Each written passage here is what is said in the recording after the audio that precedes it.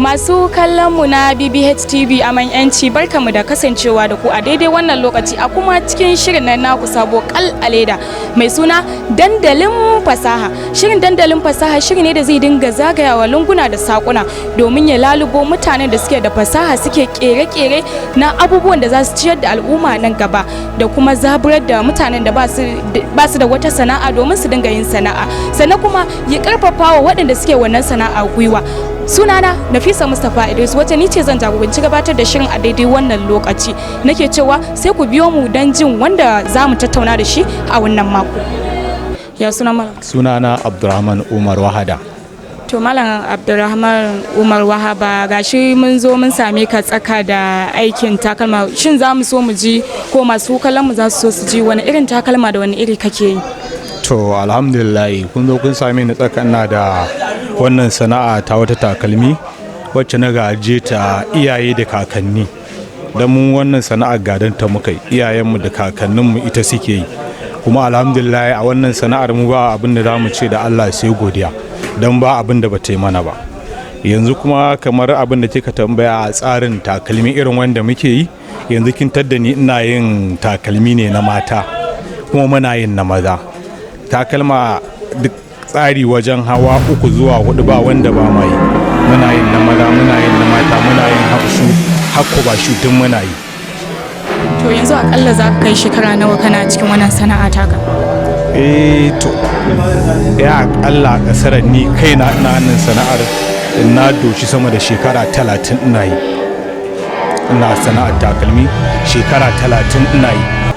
Duk da mun ji ka ce a wannan sana'a gadar ta kai a cikin ta na san ba za a rasa abubuwan da ka fito da su ba wanda suke na zamani ne wanda suke tafiya da zamani da wani irin abubuwa da wani iri ka kakkara wajen ganin cewa yayi daidai da wannan zamanin da muke ciki. To shi da tsarin takalmin ma gaba daya irin takalmin da ake sunan ma takalmin ba ko daya domin takalmi ne na fata ake yin sa, fata ce ake irin ta gida ta gargajiya ake yin sa da kafa. To amma yanda zamani izo dinga takalma ne ga sunan kala-kala ko shagunan huka suka gashi muna yin gaba daya mun da ana yin na leda da kuma fata ta kamfani. Bayan ta kamfani akwai kiragan da ake kasu daga waje dan yanzu banda nan akwai gurare da muke ayyuka kamar a sharaɗa inda mai girma tsohon gwamna ibudu din takalmi na kofar wambai dinga mana da kekunan aiki a can akwai injina akwai inji na matse takalmi akwai injin da yake yanka roba irin da wannan kayayyaki na zamani ko wanda kika tambaya alhamdulillah yanzu a kusan wannan lokacin muna da su amma idan mun tashi amfani da su sai an je sharaɗa can tunda can ne kamfani na aikin amma yanzu a nan kusan aiki ne irin kamar lokal din amma dai ana shigar da harkar zamani a ciki da akwai takalma idan an nuna miki aka ce miki anan ma akai sai kin ce a'a. Idan muna son yanzu masu kallon mu za su so su ji menene yanayin quality din takalman mu na cikin nan gida da kuma na kasar waje. Zaka ga wasu sukan ce ya gwanda sai takalmin kasar waje kuma ya tsada shi saboda ya fi quality to ko a wannan bangaren ya kuke wajen ingantawa ne don ku kira mutane su zo su sai wannan yadda zai gogayya da na kasar waje. To ana abin da duk mutane suke faɗa rashin dabara ne. Inda suna kyautatawa suna zuwa sai takalmin mu na gida da duba nan da can ma ake yi ba saboda a yanzu haka da kike gani akwai takalmin dama da za su siya su ganin da nan ya lalace ai mai sauki ne amma za su siya takalmi mai daraja wanda sai ya yi gogara da takalmi na 80,000 kuma takalmin bai fi naira 5,000 ba zuwa naira 4,500 amma sai ya gogara da takalmin 80,000 kamar irin takalmin da ake yi batozi ai ko su yanzu a can idan kika auna takalmin da ake yi da inji da wanda suke handmade din ma ya fi daraja ko a duniya to mutane ne saboda ba ma kamar kishin namu kisa wasu abubuwan za ki ga idan an tashi ana yin aikin sai mutum ya ce ya fi son na kasar waje amma da suna zuwa suna siyan takalmi mai daraja mai quality to takalmin waje ma an kawo musu ba su siya ba. To kamar ni yanzu a bangare na idan ina so zan fara harkar nan ta takalma ta yin design ko kere-keren takalma wani irin hanya sauka zan bi da dai a cikin harkar neman kuɗi ba wani abu mai sauki amma wani hanya ce kake ganin duba da yanayin ka na dadewa a ciki kake ganin zan iya bi wajen sauƙaƙƙiyar hanya in ci kuma riba wannan abu. To a yanzu akalla tun da ke ba a raka kike ba wato idan kina abin da nake nufi kina buƙatar ki shigo ki koya kenan ko to in kina buƙatar ki shigo koya akalla in kika za mu iya baki kamar wata 3 wanda za a horar da ke hanyoyi kala-kala wanda idan sha Allah in dai kin ɗauki abin kamar yadda aka ɗora ki to in Allah ya yadda za ki ji za ki zauna za ki ci da kanki za ki ci da 'yan uwanki ma gaba a harkokin domin ita wannan sana'a da yake kallo ita sana'a ta na akwai rufin asiri a cikinta akwai kuma albarka shi sa ke ga aikin gashi in kika za ki ga abin sha'awa yara ƙanana da mu manya ba wanda ba yi kuma ba wanda ba ma tallafa da ita. To na san a cikin wannan sana'a ba za a rasa irin kalubale ba duk wani abu na rayuwa yana da nashi kalubalen inda akwai kuma nasarori to a farko za mu so mu ji wani irin kalubale kuke fuskanta wajen yin wayannan takalma kama daga abubuwan da kuke sowa na takalman yanayin su yanzu yanda ya canza da kuma wajen hada su kansu takalma. To kalubalen mu dai bai fice na abokan harkokinmu ba saboda lillahi rasuliyi su duk lokacin da za su je su siyo kayan aikin nan tunda ba nan suke siya ba duk lokacin da za su ce an musu ƙarin kuɗi dala ta tashi to wannan ƙare-ƙaren da ake samu mu idan aka zo nan za a ƙara mana mu kuma idan mun yi aikin ba ma samun wannan ƙarin duk mutumin da kaje kace ya ƙara ma sai ya rinka duba ma yanayi na gari yadda rayuwar take dan me zai ƙara ma kuɗi ya kamata a bar shi a haka to muna cikin wannan ƙalubala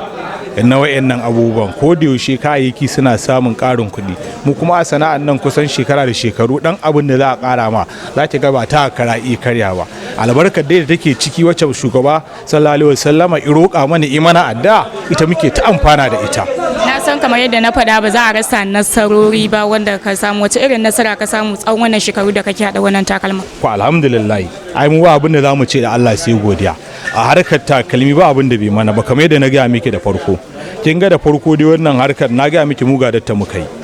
iyaye da kakanni a wannan sana'ar da kike gani muna zaune muna yin ta mun yi gida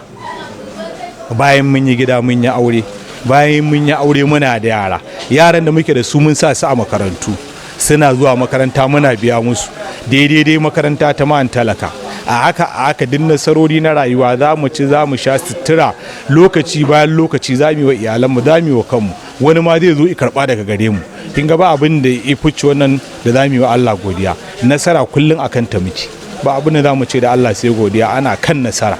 To a ƙarshe duk da dai na ji a bayanin ka na baya ka ce akwai wurare da kuka bude wanda gwamnati ta wannan a wani kira zaka kuma yi ga gwamnati ganin cewa ta kuma shigowa cikin harkar nan duba da zaka ga kasashen da suka ci gaba suna dogara ne da sana'o'insu na hannu wani irin kira zaka kuma yi ga ita gwamnatin kanta. To kira da zamu yi wannan gwamnati mai ci ta yanzu ta duba Allah ta duba manzo Allah sallallahu alaihi wasallam kamar yadda gwamnatin mu ta baya ta yi ta mai girma daga Rabi'u Musa Kwankwaso ita ma wannan tana taimakawa a bangarori da dama amma mu har yanzu taimakon bai zo kanmu ba har yanzu idan zaki ce za a yi taimako za a je a ɗauko irin masu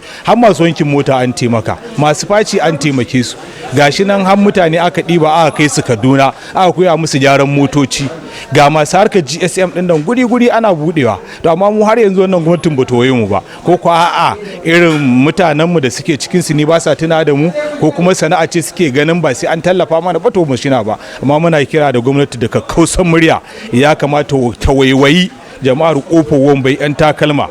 wannan kiran a duba Allah domin akwai abubuwa wanda idan gwamnati ta shigo akan harkar takalmin nan ita kaɗai wannan harkar da suke gani za ta iya rike jihar Kano baki ɗaya.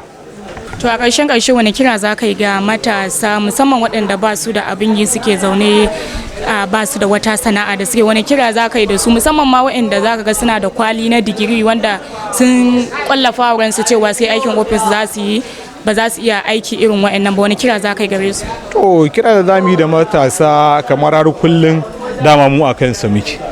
Duk matashin da muka gani Allah ya taimake shi musamman a ci yayi karatu ai shi yafi kowa ma sauƙin yadda an zo za a koya masa sana'a zai iya domin shi ilimi haske ne kana da hasken da yake haska ma gabanka duk yanda za ka zo ka zo na wanda bai yi karatu ba za a koya ma harkar nan a shekara ɗaya ko shekara biyu ko wata shida kai idan Allah da idan ka zo a cikin wata ɗaya ko wata biyu za ka iya koya. Inda anan da ke gani akwai wanda izo harkar bautar ƙasa izo jihar nan da ka Zamfara da izo nan mau koya masa sana'a nan yana cin abincinsa ya koma Zamfara yana aikinsa gaba ɗaya bai fi kwana 20 da wani abun ba, amma cikin ikon Allah a koya mara sana'an nan ya iyata. To yanzu a ƙarshe wani fata za ka yi wa wannan tasha ta ku ta BBH TV a manyanci? Ita wannan tasha ta BBH TV ne mata fatan alkhairi, kamar yadda suka tuna da mu suka zo suka har masana'antar mu suka zo suka tuna da mu ma ne musu fatan alkhairi. Allah ubangiji ya albarkaci tashar kuma Allah ya dorar da ita, Allah ya wanzar da ita cikin alkhairi. Muna godiya. Ni ma na gode. To masu kallon mu kun ji yadda muka tattauna tare da Abdulrahman Umar Wahada wanda mazauni ne a nan kasuwar ta kofar ruwan bai yan takalma. Kun ji kuma irin yadda ya fara sana'ar ta sama da kuma irin kalubale da ma irin nasarori da ya samu a wannan sana'a tasa. Mu dai a nan tashar tamu na ta BBH TV za mu ce a matasa da kuma al'umma ma gaba daya ya kamata a ce lokaci yayi da ya kamata a ce mun tashi mun farka mu dinga kuma dogaro da sana'o'inmu na kai, ba wai mu ce dole sai mun samu office ba wanda zamu zauna muna rubuce kada ku manta ku yi mana subscribe don samun shirye-shiryen mu da zarar mun dora. Sunana Nafisa Mustafa Idris, kawo nake cewa ku biyo mu a wani makon dan ganin kuma da wa zamu tattauna da shi kuma wace irin sana'a yake yi. Bisalam.